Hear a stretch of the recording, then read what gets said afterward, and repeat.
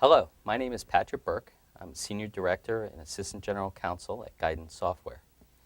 Lawyers on both sides of the Atlantic can be passionate when discussing the EU data protection laws and their impact on U.S. e-discovery. Underlying the standoff are fundamentally differing priorities. Americans tend to value the search for justice over the protection of individual privacy, while Europeans would reverse these priorities. Each side has incentives to compromise. Lawyers representing American companies would prefer not to be sanctioned for failure to preserve and produce electronically stored information, ESI. European corporations sued in U.S. courts would prefer not to risk adverse inference instructions and stiff sanctions for their failure to produce important evidence from Europe. What are the possible compromise points? Let's look at what makes an employee's email be considered protected personal information in Europe. Each email contains the employee's email address, which in and of itself is considered protected personal information because it connects the communication to a European citizen. European data protection officials have indicated that they might find it acceptable to collect and transfer email to the U.S. if the email address is scrubbed away first. While this would impinge on litigators' abilities to depose the email's author or recipient, it would at least allow for the use of the email's content. Perhaps U.S. litigators can be partially satisfied with a key that establishes which emails were sent or received by Executive A or Research Scientist X.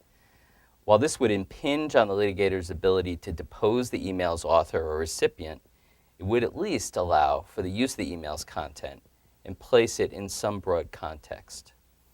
Collection approaches can also provide opportunities for compromise. Companies often pull all of an employee's ESI and then review or search them to find the relevant evidence that should be produced. European employees are uncomfortable with this.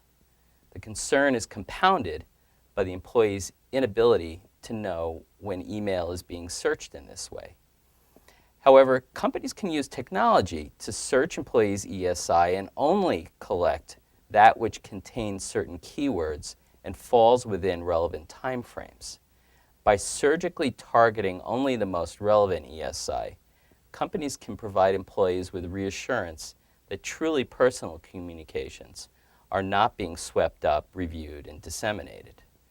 Companies can also build trust with their employees through transparency of process and technology.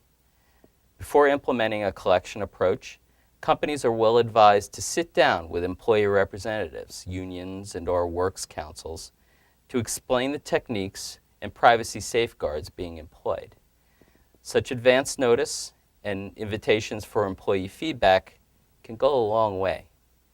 Once implemented, the surgically targeted collections can be made transparent to employee representatives, who can receive notification each time the search technology is used. This provides employees with the opportunity to decide on a case-by-case basis whether and to what extent their privacy rights have been implicated. Dispassionate examination of these processes and technology alternatives may be the only way to bridge the gap between the U.S. emphasis on the search for justice and the European passion for privacy. They may offer the only common ground between sincerely held yet opposing values.